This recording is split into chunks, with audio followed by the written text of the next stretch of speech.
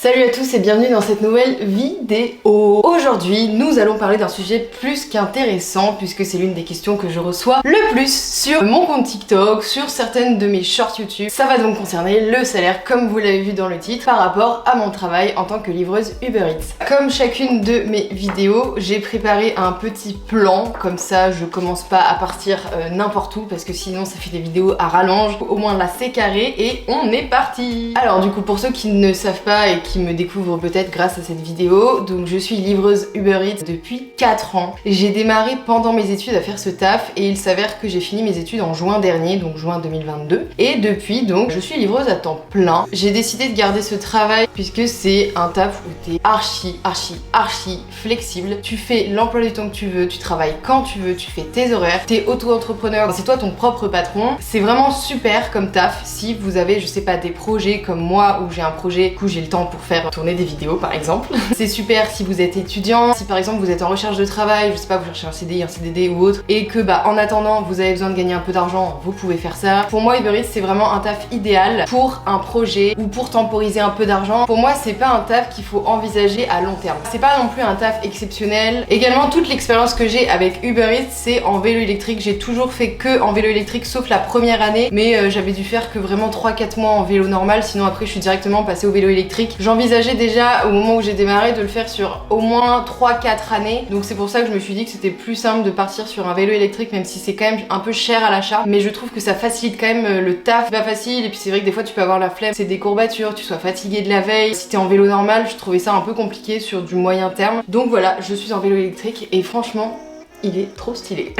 Comment ça marche le salaire? Comment est-ce qu'on est payé? Qui est-ce qui nous rémunère? Est-ce que c'est à la course? Est-ce que c'est à la distance? Est-ce que c'est en fonction du poids? Voilà, c'est plein de questions que je reçois, donc je vais vous dire ça exactement maintenant. En gros, Uber Eats, ils ont établi des chiffres, donc c'est plutôt une moyenne. Là, les chiffres que je vous donne, c'est pour Paris, mais en fait, c'est à peu près pareil, je trouve, moi, du moins à Nantes. Les chiffres qu'ils ont donnés pour Paris, moi, c'est ce que à peu près comment je suis payée à Nantes. En gros, comment on est rémunéré, c'est donc à la distance, c'est-à-dire la distance entre le restaurant et là où le client habite. Donc voilà, ça dépend vraiment de ça. Ça dépend ni du poids de la commande, ni du... Enfin voilà, c'est vraiment qu'une question de kilomètres. Il y a aussi une toute petite, alors c'est très léger, mais une toute petite différence de rémunération entre ceux qui se sont inscrits chez Uber Eats avant 2019 et ceux qui se sont inscrits après 2019. Alors là, j'ai aucune idée de pourquoi ils ont changé la rémunération à ce moment-là. Moi, je me suis inscrite en juin 2019, donc du coup, moi, je fais partie de ceux avant 2019. Donc en fait, on est rémunéré 2,85€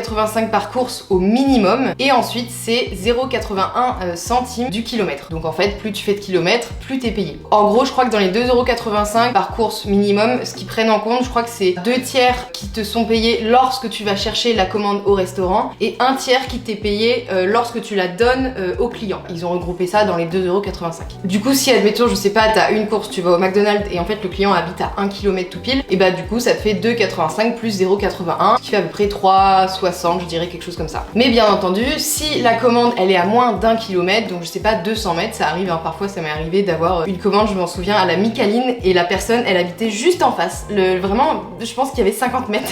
Elle avait vraiment pas envie de sortir, je crois, et du coup voilà, donc là c'est bien moins de 0,81 centimes vu que j'en ai eu pour que 100 mètres, donc voilà. Voilà un peu le salaire en fait, comment ça fonctionne. Après c'est toujours différent bien entendu des villes. Il y a des villes où là je vous donne pour Paris, après il y a des plus petites villes, il y a des plus grandes villes. Je pense qu'en fait le prix, donc déjà il varie selon la taille de la ville, donc là on a le prix pour Paris. Pour Nantes moi je trouve que c'est à peu près pareil, mais peut-être que si tu vas dans une plus petite ville ça marche un peu moins, ou au contraire ça va peut-être mieux marcher parce qu'il y a beaucoup moins de livreurs par rapport au nombre d'habitants et par rapport au nombre de commandes que tu peux avoir. Donc voilà, c'est vraiment dépendant de la ville, du nombre de livreurs, etc. Et en gros du coup il y a aussi une différence pour les livreurs du coup qui se sont inscrits après 2019. Là j'ai calculé avec les chiffres qui ont donné et il y a juste 2 centimes de différence. Les livreurs qui ont commencé avant 2019, on est privilégié de 2 centimes par course. Ça change pas grand chose, j'ai aucune idée de pourquoi il y a eu cette différence là. Ensuite il y a un truc qu'il faut prendre en compte, c'est les primes. Pour parler de Nantes, de ma ville, à l'époque on avait des primes, maintenant il y en a plus. Les primes c'est quoi? En gros ça va être par exemple quand il pleut. Ils vont te donner des primes parce que c'est plus difficile, le temps plus merdique et surtout il y a beaucoup plus de clients qui vont commander parce que souvent souvent quand il pleut les gens commandent beaucoup plus. Uber ils ont besoin de beaucoup plus de livreurs, du coup pour nous motiver ils donnaient des primes. Il y avait aussi des primes alors qu'on avait souvent le week-end, souvent c'était vendredi, samedi et dimanche soir. Je crois que c'était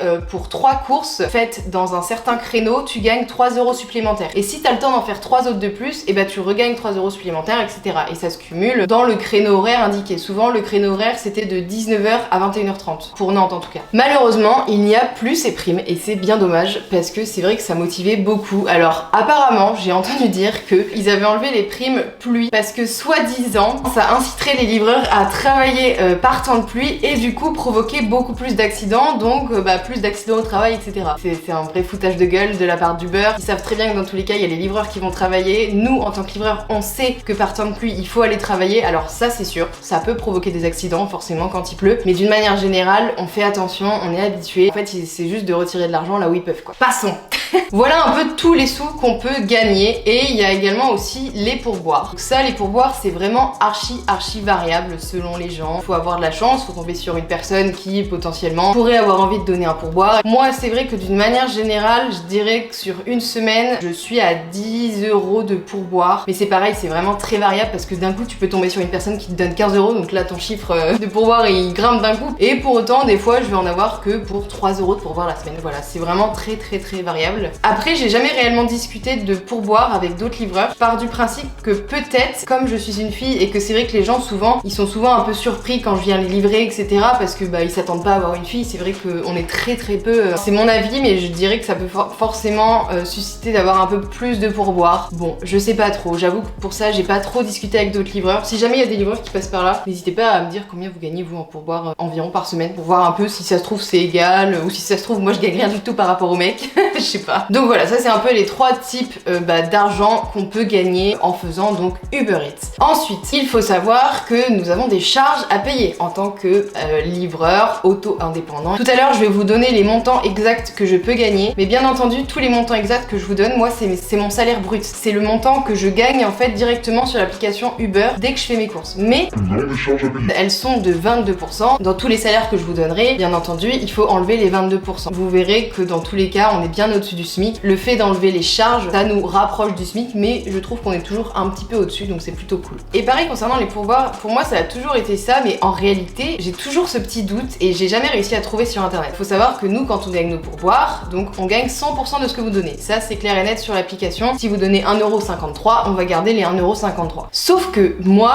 je pars du principe qu'ils sont imposables. Alors c'est toujours ce que j'ai dit dans mes vidéos, mais en fait il y a une personne l'autre jour qui m'a dit que c'était pas imposable et ça m'a fait douter. Du coup j'ai regardé sur internet et j'ai pas trouvé pour les auto-entrepreneurs comment ça marchait, parce qu'en fait de ce que j'ai regardé sur internet ils partent du principe que les auto-entrepreneurs ne sont pas censés gagner de pourboire. Donc est-ce que c'est imposable ou non, ça j'en sais rien. Moi je partais du principe que oui, mais voilà, si jamais vous avez des infos là-dessus, n'hésitez pas à me les donner, je suis preneuse. Ensuite les questions qui me reviennent souvent c'est mais combien tu fais de courses par heure, combien tu fais de kilomètres dans la journée, de midi à 14h, donc 2 heures le midi. Souvent moi je dirais que je suis entre 2 et 3 par heure. C'est difficile de faire plus parce qu'il suffit qu'en fait t'aies une première course qui déjà te prenne, je sais pas, 35 minutes parce qu'elle est suffisamment loin. Le temps que tu reviennes au point central, là où moi j'attends les commandes, là où potentiellement il y a le plus de restaurants et que ça sonnera le plus facilement. Voilà, moi je dirais que je suis sur cette moyenne là. Après, j'ai regardé pareil sur le site internet de Uber Eats et ils disent qu'en moyenne, un livreur fait 2 à 5 courses par heure. Alors 5 courses, faut vraiment que en fait ce soit des toutes petites courses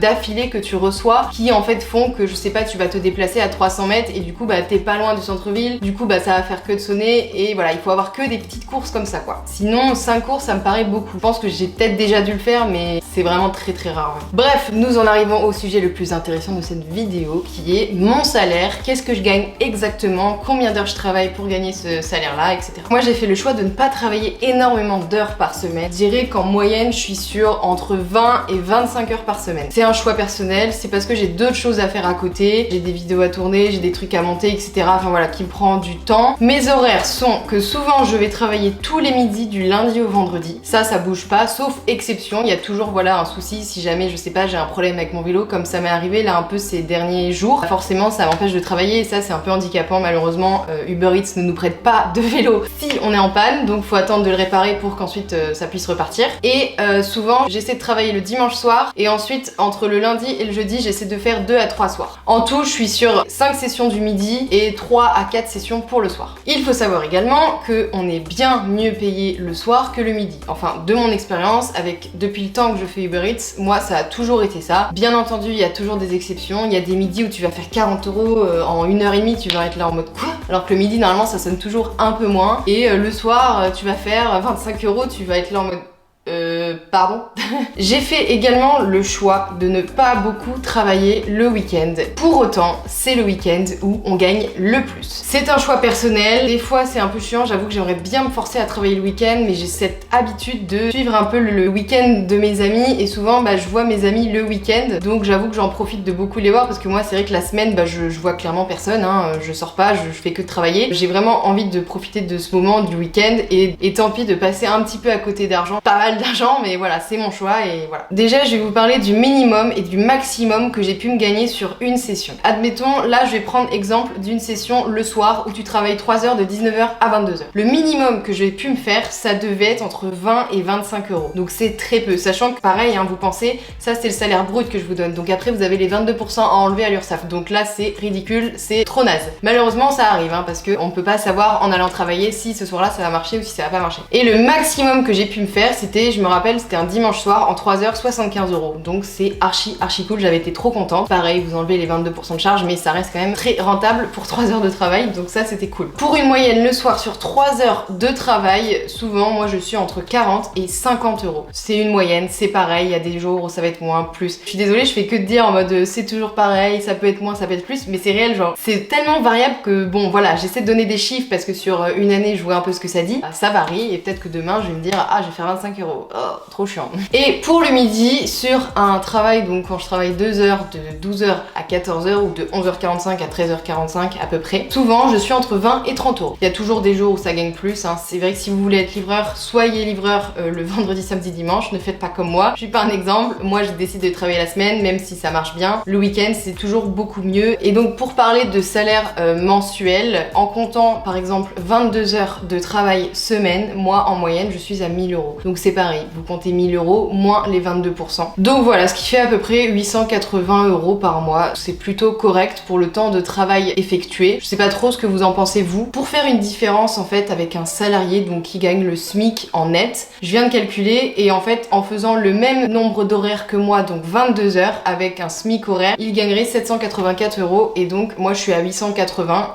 net également en enlevant les charges. Ça reste malgré tout plus avantageux. On est sur 100 € de plus qu'un salarié, ce qui est vraiment hyper cool, sachant qu'il y a une flexibilité de baiser avec ce travail. Moi j'ai aucune pression vraiment. Si jamais un jour je suis fatiguée, et je vais pas aller trop vite et je vais prendre un peu plus mon temps et tant pis, j'arriverai une minute plus tard, mais c'est pas ce qui va faire que la commande va être beaucoup plus froide. C'est un travail qui correspond bien pour les gens stressés comme moi parce que du coup le travail ça ne me stresse plus et c'est plutôt avantageux et franchement ça change la vie, sachez-le. Donc voilà, j'ai essayé d'être le plus transparente possible dans cette vidéo, j'espère qu'elle vous a plu. Je sais pas si vous attendiez à ce que ce soit aussi peu élevé ou aussi élevé, je sais pas trop comment vous l'envisagiez de base le salaire en tant que livreur. En tout cas je vous souhaite une bonne journée, une bonne nuit selon l'heure à laquelle vous regardez cette vidéo et on se dit à mardi ou mercredi pour une prochaine vidéo. Ciao!